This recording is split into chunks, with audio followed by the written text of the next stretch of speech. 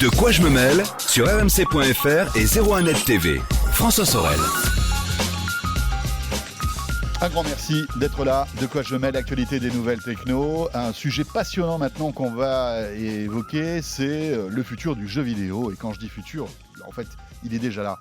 Le cloud gaming. On en parle de temps en temps dans cette émission et puis dans tous les rendez-vous sur 01net TV. C'est vrai que le cloud gaming, c'est en train de révolutionner le jeu vidéo. Imaginez pouvoir jouer à tous vos jeux préférés. Sans exception, sans console, sans PC, tout simplement en ayant une bonne connexion internet, un écran, un petit boîtier, et on verra que peut-être à terme ce boîtier disparaîtra, et une manette ou un clavier et une souris. Voilà, il vous suffit de ça, et vous pouvez jouer à tous les jeux que vous voulez, avec une qualité incroyable. Il faut savoir qu'en France, on est excellent là-dedans. On a la chance d'avoir une pépite tech qui s'appelle Blade Shadow, qui s'est positionné sur le cloud gaming d'ailleurs depuis pas mal d'années, et on va en parler parce que l'actualité rebondit sur ce sujet-là. Vous l'avez peut-être suivi, Google a annoncé son service Stadia qui est justement un service de cloud gaming, et ce n'est que le début. Tous les GAFA vont se lancer dans la bataille du cloud gaming. Alors pour expliquer ce que c'est et pour en parler, j'ai le plaisir d'avoir avec moi et à mes côtés Emmanuel Freund. Bonjour Emmanuel. Bonjour François. Vous êtes le cofondateur donc de Shadow. Shadow, c'est, je le disais tout à l'heure, l'une des pépites tech françaises. Le cloud gaming, c'est par Shadow qu'il faut passer aujourd'hui. On va expliquer ce que c'est, on va expliquer ce que vous faites, comment ça fonctionne, et puis surtout comment vous vous positionnez par rapport au futur, parce qu'on voit que le cloud gaming, c'est clairement quelque chose qui va être l'avenir du jeu vidéo. Peut-être que dans quelques années, on parlera même plus de consoles de jeu. Tout sera dans le réseau. Est-ce que vous pouvez nous expliquer ce que vous faites et depuis quand ? Alors évidemment, Shadow, effectivement, c'est une sorte de tour de magie. Tu prends un ordinateur tel que tu le connaissais, qui n'est pas extrêmement puissant, qui est limité, et tout d'un coup, tu le transformes en véritable machine de guerre qui fait tourner n'importe quel logiciel, n'importe quel jeu. C'est ça que fait Shadow. Alors soit on peut le lancer depuis un vieil ordinateur Windows, un Mac, une télévision, une tablette, un smartphone, ou alors tu peux prendre un petit boîtier qu'on fournit avec, et qui va cette fois complètement remplacer ton ordinateur. D'accord. Mais tout ça, ça part du principe que l'ordinateur tel qu'on le connaît est obsolète. Pourquoi il est obsolète ? Parce que effectivement, écologiquement, il n'est pas hyper responsable. On va le jeter tous les 3 ans. On va utiliser plein de composants rares pour miniaturiser les choses. On va aussi devoir. Il y a plein de moments où on s'en sert pas. Donc exactement. Il est là dans un donc coin. il est là et il fait des choses. Enfin, même consomme un peu d'énergie parfois puisqu'il reste en veille. On va aussi pouvoir n'y accéder que quand il est à côté de nous. Alors que l'ordinateur dans le cloud permet quelque chose de complètement différent. N'importe quel écran devient une sorte de fenêtre sur ton ordinateur. Tu trouves un écran quelque part, tu te connectes et tu as ton ordinateur directement. Tu as tes données, tu as tes logiciels, tu as tout. Et c'est ça un peu le principe. D'accord, donc au départ, ce que vous offrez, c'est pas du jeu vidéo, c'est de la puissance informatique avec Windows 10, d'accord ? Donc une dernière version de Windows, etc., qui est installée et sur laquelle on va pouvoir installer ce qu'on veut. Exactement. Du jeu. Mais d'ailleurs, est-ce qu'on peut installer autre chose que du jeu avec Shadow ? On peut installer n'importe quel logiciel. On peut installer des logiciels lourds comme Photoshop, mais on peut aussi installer toute la suite Office. On peut aller sur Internet. On peut acheter n'importe quoi. Voilà. En fait, c'est exactement comme si on achetait un ordinateur à la Fnac ou chez LDLC et qu'on arrivait et qu'on installait son propre ordinateur. On va commencer à mettre tous ces logiciels. Voilà, sauf que le logiciel, l'ordi, le PC, on ne l'achète pas. Il est stocké dans votre ferme, dans votre ferme de serveurs, c'est ça ? Et moi, je vais m'y connecter simplement avec une connexion Internet. Exactement. Il aura une puissance illimitée. Vous pourrez vous connecter depuis n'importe où à cet ordinateur. D'accord. Depuis n'importe où ? C'est-à-dire depuis n'importe où, à partir du moment où j'ai une connexion ? Depuis n'importe où, à partir du moment où vous avez une connexion moyenne, on va dire, à partir du moment où vous avez 10 mégabits seconde, et depuis n'importe où, c'est-à-dire depuis n'importe quel écran connecté. D'accord. Donc un écran connecté, ça peut mettre un mobile, par exemple ? Évidemment, un smartphone, ça marche très bien. J'ai mon ordinateur sur moi, par exemple. D'accord. Et je peux y accéder, je peux jouer à des jeux dessus sur mon téléphone portable, je peux aussi ouvrir mes documents sur mon téléphone portable, je peux faire tout ce que je veux. D'accord. Donc le tactile, l'ergonomie tactile du téléphone est compatible avec votre service. Oui, ce que Windows faisait déjà. De toute façon, Windows sur les tablettes, ils ont déjà sorti leur surface, donc il est déjà compatible. Alors, si je veux tester le cloud gaming, il me faut quoi ? Donc déjà, on va partir sur la base. Il me faut un écran, mais l'écran, en général, on l'a. Ça peut être soit un écran d'ordi, parce qu'on peut même jouer sur un vieux PC, vous le disiez tout à l'heure, ça peut être un PC portable ou un PC de bureau, une tablette, une télé, ça marche aussi sur les télés ? Ça marche complètement sur les télés. À Alors sur partir la du télé, il me moment faut une interface malgré tout, parce que Voilà. je vais Alors, comment je fais sur pour me la télé, connecter? ça marche soit parce que vous prenez notre boîtier et vous connectez à la télé, Oui, soit alors parce que vous avez une télé connectée, par exemple une télé connectée Android, et dans ce cas-là, vous utilisez l'application Android. Ou alors vous avez une Apple TV, et dans ce cas-là, vous utilisez par règle l'application iOS, ou l'application qu'on a Apple TV.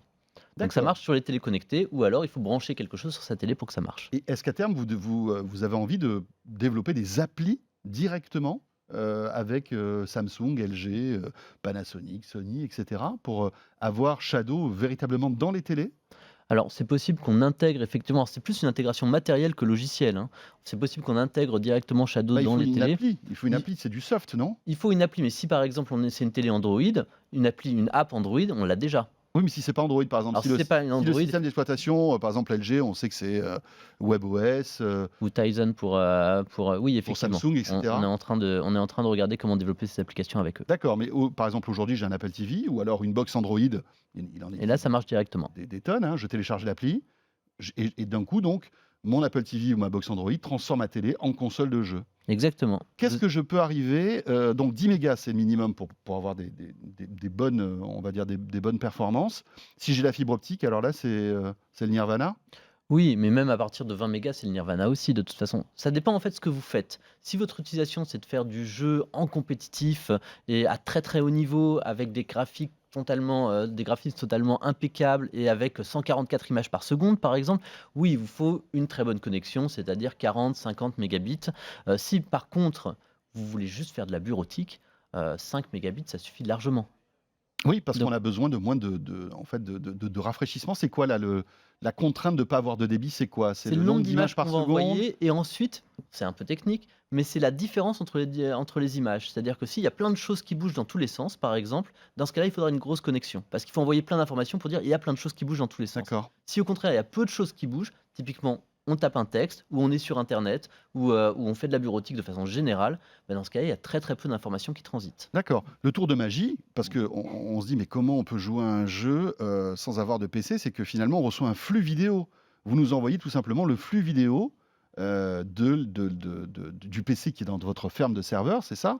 Et qu'on va recevoir avec une excellente qualité si on a une connexion qui est correcte, c'est ça? C'est exactement ça. Vous pouvez imaginer les anciennes tours de PC, les gros trucs un peu Ouais. monstrueux, qui avaient un câble, et qui existe toujours d'ailleurs, qui avait un câble qui relie à l'ordinateur. Mmh. Là, cette tour de PC, on le met dans le data center, c'est-à-dire dans un espace sécurisé un peu loin.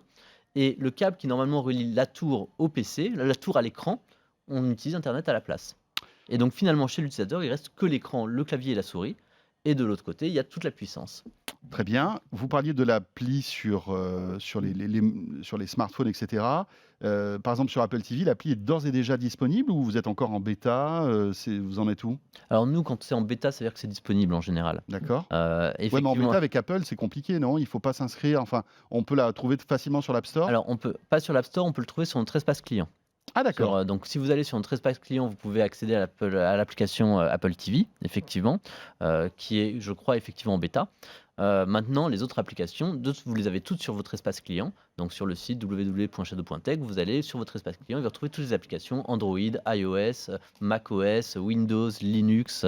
Enfin voilà, vous avez à peu près tous les systèmes d'exploitation disponibles. Pourquoi les fans de gaming, pourraient être intéressés par cette offre? Alors au-delà on va dire du fait de plus avoir de PC, même si on se rend compte qu'un fan de gaming aime bien peut-être avoir son PC, le bidouiller et cetera, l'optimiser, voilà, ça fait partie aussi du plaisir, hein, des fans de jeux.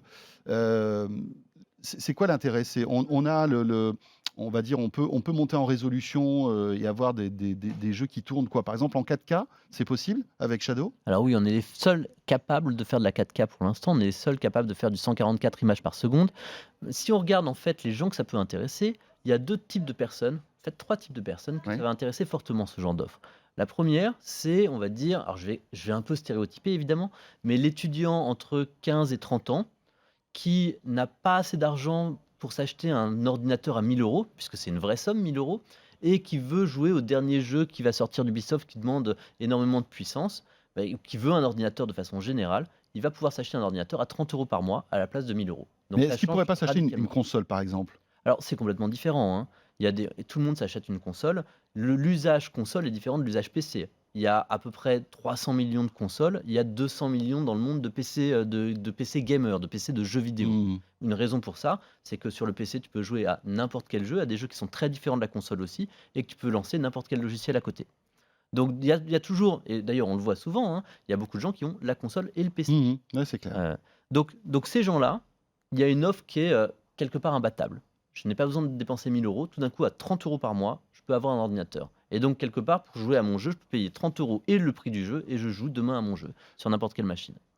Le deuxième type de personnes que ça peut intéresser, c'est des gens un peu plus âgés, qui ont plus de moyens financiers quelque part, mais qui cette fois qui n'ont plus le style de vie pour avoir la grosse machine de jeux vidéo. Alors les grosses machines de jeux vidéo, c'est des tours assez énormes qui consomment énormément d'énergie, qui fonctionnent pas très bien dans un salon un peu joli. De la même façon, Enfin, qui fonctionne, mais qui, Oui, au mais- niveau design, ne fonctionne pas, quoi. C'est ça. voilà, si C'est- moi je mets ça dans mon salon, Oui. je pense que je me fais taper dessus, avec raison. Et- Moi aussi, et je comprends tout à fait. Ce qui est dommage, hein, j'ai un vrai amour pour.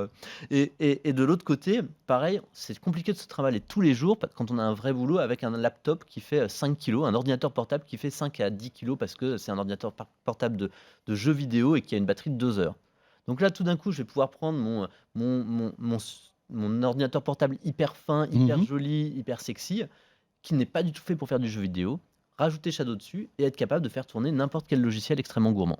Emmanuel, donc 30 euros par mois pour accéder au service. Exactement. D'accord. Pour Et accéder à 30 euros, l'ordinateur. j'ai quoi en fait? Pour Je- 30 je loue une machine, c'est ça, pour schématiser. Pour 30 euros, vous avez un ordinateur d'une valeur normale de 1600-1700 euros. Donc pour 30 euros par mois, vous obtenez un ordinateur de 1600-1700 euros. C'est la même chose que si vous Et je peux achetez m'en servir H24 si je veux? autant de temps que vous voulez. Vous pouvez faire ce que vous voulez sur cet ordinateur, exactement comme si c'était votre ordinateur. J'aurai ma session.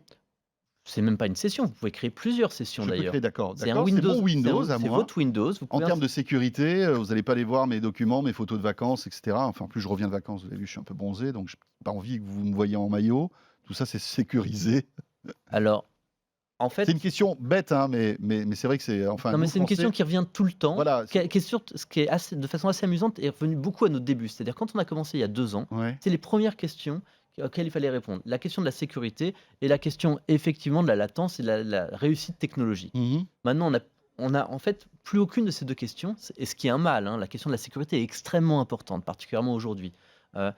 À l'époque, il y a 2 ans, par exemple, les gens demandaient est-ce que c'est sécurisé alors qu'ils avaient leurs photos sur Google Cloud, qu'ils avaient leurs contacts sur iCloud. Enfin voilà, de toute Alors que façon. oui, Il y a une vraie question sécurisée. Effectivement, sur notre ordinateur, et c'est une de nos valeurs principales, les données sont personnelles, sont réellement personnelles. C'est-à-dire que tout ce que vous faites, c'est encore plus protégé que si c'était chez vous. Pourquoi c'est plus protégé que si c'était chez vous? De façon extrêmement simple, réussir à rentrer dans votre ordinateur quand c'est chez vous, c'est pas facile. Il faut pas passer le mot de passe Windows, il faut passer l'internet qui est autour, il faut faire des choses, mais c'est possible. Rentrer dans votre ordinateur quand il est dans notre data center, non seulement il faut passer les protections du data center, mais ensuite, après, il faut encore passer votre mot de passe Windows et tout ce que vous auriez dû passer si c'était chez vous. Donc il y a une sorte de double protection avec une première qui est très très forte, ce qui fait que c'est extrêmement compliqué pour un hacker, pour quelqu'un, de rentrer et de récupérer vos données. il peut pas piquer, enfin, il peut pas craquer les mots de passe, tous ces trucs-là. Il faudrait, en plus c'est inintéressant puisqu'il faudrait qu'il craque 3000 mots de passe différents. S'il arrive à passer les barrières Ouais, du data d'accord. center, il faut qu'il craque tous les mots de passe de tous les utilisateurs. Il ne peut pas récupérer toute une base de données pour avoir vos numéros de carte bleue. Ok. Donc ça, c'est une première sécurité. La deuxième chose, et ça c'est effectivement une de nos valeurs profondes, c'est que les données sont personnelles. C'est bien écrit dans les conditions d'utilisation. On n'a pas le droit de les utiliser pour les vendre à des tiers, on n'a pas le droit de les utiliser pour regarder ce que vous faites, on n'a pas le droit de les utiliser pour vous envoyer de la publicité, on n'a pas le droit de l'utiliser pour rien de tout ça. Le but, c'est justement qu'on envoie une plateforme complètement libre. Et on me dit, le futur du cloud, c'est quelque chose de complètement libre. 30 euros par mois, je n'ai pas de jeu. Donc Non. après, il y a un coût qui est pas anodin. Comment je fais pour acheter des jeux? Donc je suis obligé de passer par Steam, par des trucs comme ça. Ce qui est déjà J'ai le un cas. vieux Zoo Tycoon en CD, qu'est-ce que j'en fais? Ah bah, tu prends un lecteur CD USB. Tu peux brancher un lecteur CD USB sur ton ordinateur et ça sera vu comme si tu l'avais branché sur ton ordinateur classique. Et donc Il je vais y a le plus aucun transférer. lecteur. Dans D'accord. tous les ordinateurs d'aujourd'hui, il n'y a plus aucun lecteur CD. Quand C'est tu vas ça, acheter ouais, un c'est ordinateur clair. portable, D'accord. si vraiment tu veux un lecteur CD, tu en branches un. C'est pareil. C'est exactement pareil. Et ce qui est assez drôle maintenant, c'est devenu tellement virtualisé les jeux, c'est que quand tu vas à la Fnac pour acheter un jeu, tu as des boîtes vides. Ils vendent toujours la boîte, mais tu ouvres la boîte, tu as juste un code à l'intérieur de C'est la ça. boîte que tu dois rentrer dans ton Ouais. ordinateur. Bon, donc là, on passe directement le cap, on dit directement aux gens, achetez-le directement sur Steam, sur là où vous allez d'habitude. Mais en plus de ça, avec une rapidité imbattable. C'est-à-dire que normalement, ça devrait utiliser la connexion que tu as chez toi, qui peut être une connexion lente, là où il faut que tu télécharges le truc. Quand tu le fais depuis ton ordinateur sur Shadow, en 10 secondes, tu as téléchargé n'importe quel truc. Parce que tu bénéficies de notre connexion du data center, qui sont des connexions énormes, des connexions à 1 gigabit seconde. Vous êtes basé où? Et elle est où votre ferme de serveurs? On en a plusieurs maintenant. Alors, c'est un peu l'histoire de ce que tu disais. On est devenu très gros très vite.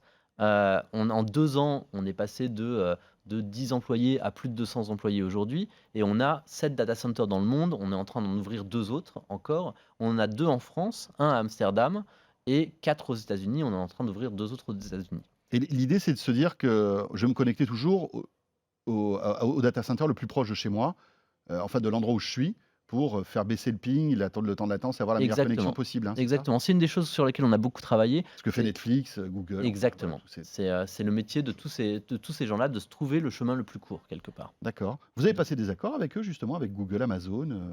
On pourrait imaginer que vous travailliez avec eux, justement, avec leur ferme de serveurs, leur data center, ou pas? Non, on Vous voulez travaille avoir votre on votre travaille système à avec eux vous? sur d'autres sujets. La première chose qu'on a fait, c'est pas facile à faire ce qu'on fait. C'est pas très facile et c'était pas fait avant. Donc pour le faire, on a dû créer nos propres serveurs, nos propres data centers en disant: «Voilà comment on fait, voilà la recette de cuisine pour le faire bien». Maintenant qu'on a la recette de cuisine pour le faire bien, on va effectivement voir, mais on en parlera sans doute après, on va effectivement voir tous les partenaires pour leur dire: «Nous, on maîtrise la technologie. Si vous voulez le faire, voilà comment vous pouvez le faire et dans ce cas-là, on mettra notre technologie dessus».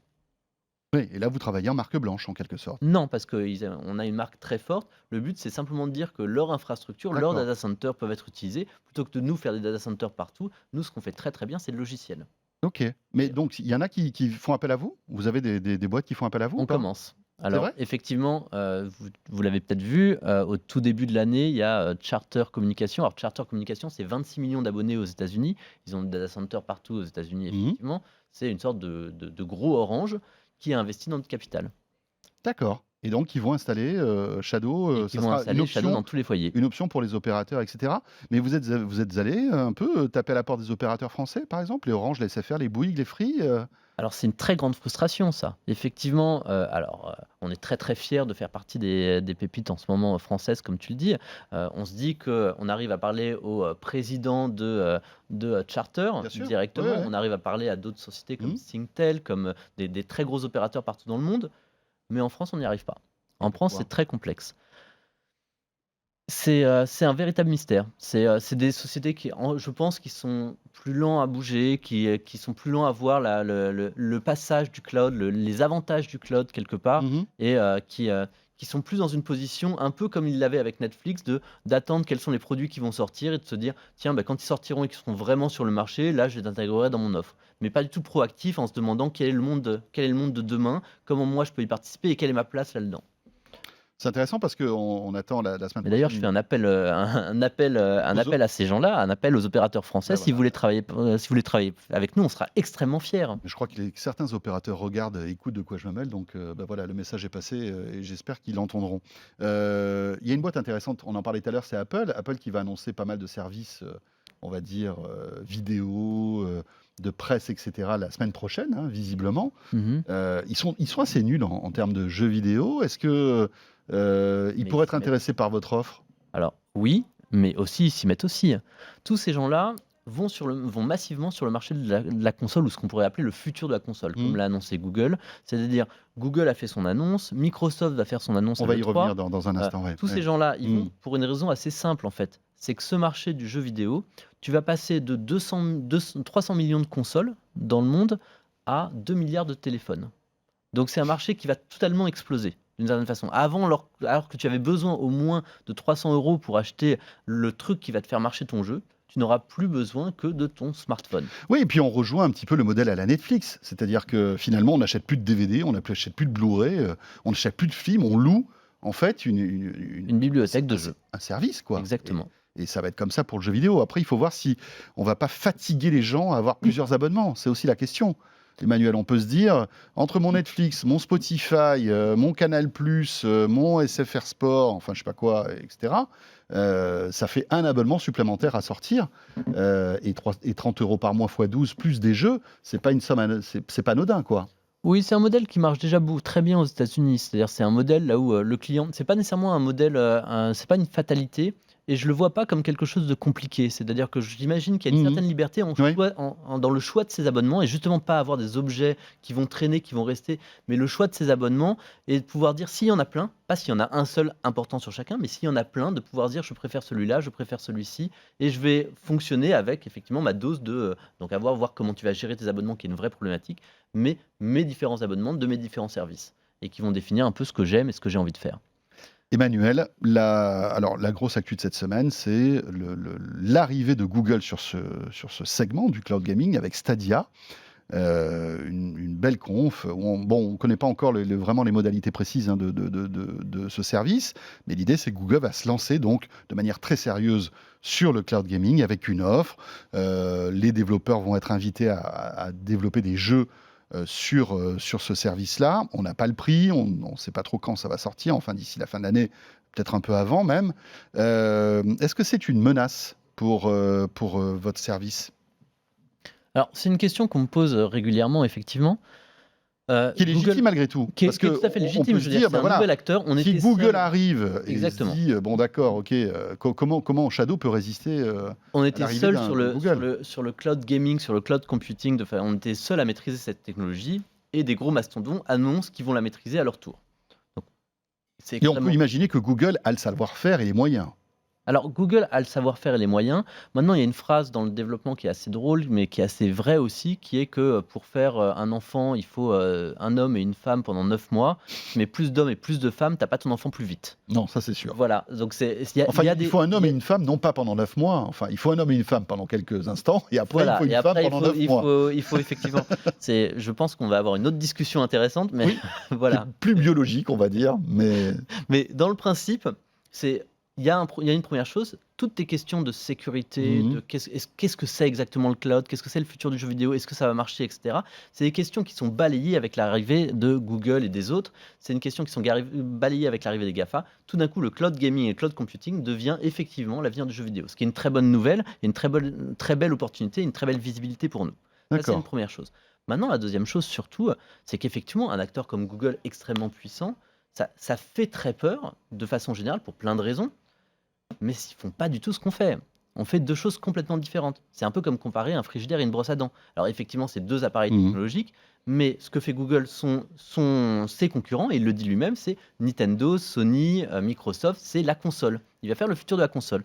Comme tu l'as dit, c'est une bibliothèque de jeux limitée, très étendue, hein, mais limitée, dont on ne sait pas encore la taille, avec des exclusivités dont on ne sait pas encore la taille, et un modèle de prix qu'on ne connaît pas encore. Mais dans le principe, c'est une bibliothèque de jeux. Rien n'empêche de l'utiliser sur notre ordinateur. Notre ordinateur, c'est de la liberté de jouer à n'importe quel jeu, d'abord. Et Oui, c'est mais c'est pas aussi plug and play, j'allais dire. C'est-à-dire que Stadia, je vais m'abonner, j'aurai des jeux, je clique dessus, je vais jouer. effectivement. Là, avec votre service, je loue un PC sur lequel je dois installer des logiciels. Enfin, il n'y a pas la même, comment dire, c'est pas la même manipulation, on va dire. Ça sera peut-être plus plug and play, quoi, Google, Oui, Stadia. sans doute. Sans doute. Mais est-ce que ça vous dit, est-ce que ça vous donne des idées? Exactement, on se dit, tiens, on pourrait aller gratter un peu là-bas. Comme on a la techno qui marche là-dessus, comme pour l'instant, on dirige le monde là-dessus, peut-être qu'on peut juste faire une application pour lancer directement ces jeux. Peut-être qu'on peut faire des partenariats, et quand je dis peut-être, ça veut dire on commence déjà à en parler, Avec quoi? euh, Avec les développeurs? avec les développeurs de jeux vidéo. Mais Parce que Ubisoft, par exemple, qui est une pépite française, elle pourrait pas aller voir la pépite du cloud gaming, par exemple? on Vous l'a déjà discutez fait. ensemble? Et on discute évidemment ensemble. On a fait un partenariat avec Nadeo qu'on a annoncé en décembre. Parce que Google, ce truc de jeux vidéo, ce truc de Netflix du jeu vidéo, qui est une très belle opportunité Mhm. pour plein de gens, c'est aussi une très grosse menace pour certains opérateurs téléphoniques, pour une très grosse menace aussi pour certains éditeurs de jeux vidéo. Comme tu le dis, si c'est le Netflix du jeu vidéo, de la même façon que Netflix a fait très peur aux grands majors, et que c'est la même raison pour laquelle Disney Mhm. s'en va de Netflix maintenant, c'est parce qu'on a très peur si je suis un éditeur de jeux vidéo, j'ai très peur que je commence à développer des jeux pour Google, puis que tout d'un coup Google commence à développer ses propres jeux et me dise gentiment, bon, si tu as un jeu qui marche, je vais développer le mien en mieux et je vais le pousser un peu plus fort d'ailleurs, et puis bon, Mhm. je prendrai pas ton jeu de toute façon. Donc si je veux survivre et bénéficier justement de ce que le cloud peut m'apporter, j'ai besoin de trouver des solutions alternatives. Et c'est là que, en plus d'être quelque chose de complètement différent, c'est-à-dire d'être un ordinateur quand ils sont une console, en plus de ça, nous, on commence à regarder un peu le monde de la console et de se dire, tiens, peut-être qu'on pourrait aller là-bas, peut-être qu'il y a des choses à faire intéressantes parce qu'il y a des éditeurs de jeux vidéo qui viennent nous voir, parce qu'il y a des opérateurs d'infrastructures qui viennent nous voir, parce qu'ils n'ont pas envie d'un nouveau Netflix, d'un nouveau Google, là où ils seront obligés de passer. Comment Shadow peut évoluer dans les mois ou les années qui viennent, à votre avis? Ça pourrait ressembler à quoi? Alors, d'abord, Shadow évolue, encore une fois, en étant un ordinateur. C'est-à-dire que tous les gens qui ont besoin d'un ordinateur... Oui, c'est un PC, et on loue de la ressource processeur, de la puissance. Exactement. En plus, le monde du gaming est un peu différent. C'est-à-dire, il y a le monde du gaming de console avec des jeux vidéo bien définis, mais les jeux qui marchent vraiment dans le gaming, c'est les Fortnite, c'est les Apex, c'est les League of Legends. Oui. C'est des jeux qui sont ce qu'on appelle des free-to-play, des jeux gratuits, qui explosent très rapidement et qui ne sont pas sur console. Parce que justement, ils ne rentrent pas dans des modèles comme ça. Donc ça, ils seront toujours disponibles sur un ordinateur. En plus, on va se développer de plus en plus dans le B2B, avec plein de gens qui ont besoin de cette puissance de calcul, les architectes, les développeurs, les infographistes, les gens qui font de l'audiovisuel. Enfin, à partir du moment où on veut remplacer tous les ordinateurs, c'est notre but, remplacer tous les ordinateurs du monde. Donc il y a plein d'usages, et c'est l'avantage de l'ordinateur. Il est multi-usage, il est libre. On parlait tout à l'heure très vite de Netflix. Juste, à votre avis, est-ce que Netflix peut lancer, dans les mois ou les années qui viennent, son service de jeux vidéo, avec la base d'abonnés installés qu'ils ont, avec leur expérience des serveurs? Vous parliez tout à l'heure de l'expérience et comment dirais-je, du savoir-faire. Netflix a un savoir-faire indéniable en termes de maîtrise de bande passante, etc. Alors c'est autre chose, la vidéo, c'est pas du jeu vidéo, on est d'accord. Mais est-ce que vous pensez qu'il pourra arriver sur ce domaine-là, dans ce domaine-là ou pas? Alors tu vas le voir dans les mois qui viennent, tout le monde, mais vraiment tout le monde va lancer son service de jeux vidéo en ligne. Comme Même ça. Netflix? Probablement Netflix aussi. Amazon? En tout cas, c'est sûr qu'il est réussi. Amazon, c'est certain. Ils ont racheté Twitch en plus. Donc Amazon, c'est certain. Entre Alexa et Twitch, ils vont faire leur intégration. Apple, c'est certain. Microsoft, c'est certain. Tencent, c'est certain. Intel, c'est certain.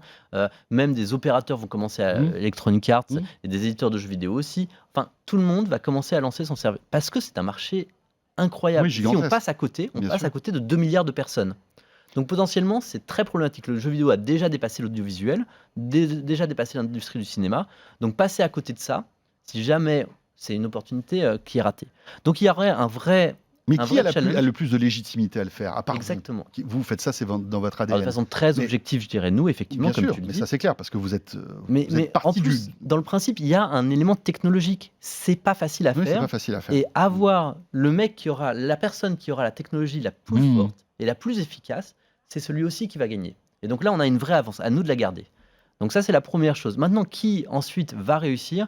Ça dépend et c'est ce qu'a fait Google, ça dépend dans quelle mesure les développeurs vont adhérer à la plateforme.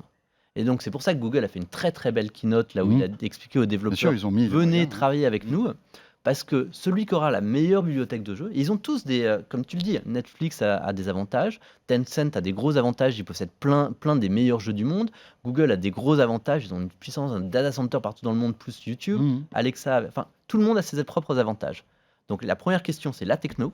La deuxième question, c'est comment ils vont réussir à utiliser leurs avantages pour se positionner. Shadow, voilà, à tester. À tester directement sur www.shadow.tech, mais réellement, ça marche. Et c'est ça l'unicité du truc, ça marche. Parfait. Et puis on n'a pas évoqué la 5G, mais bon, évidemment, tout ça avec des tuyaux de plus en plus gros, de plus en plus rapides. Tu l'as très bien évoqué la dernière fois d'ailleurs. Oui, on en avait parlé sur 01net TV, en effet. Exactement. Merci beaucoup Emmanuel Freund. Merci, et plein de bonnes choses pour Shadow, donc cette belle pépite française du cloud gaming. Ce de quoi je me mêle est terminé. On se retrouvera la semaine prochaine, bien sûr. Vous le savez, toute l'actualité high-tech, c'est chaque vendredi sur rmc.fr. La version audio, la version vidéo qui vous attend sur 01nettv.com et sur YouTube. N'hésitez pas à réagir. #DQJMM sur Twitter. Et puis aussi avec notre adresse mail, mail@01net.com. Mail au pluriel @01net.com. Portez-vous bien. Bon week-end à tous et à la semaine prochaine. De quoi je me mêle sur rmc.fr et 01net TV.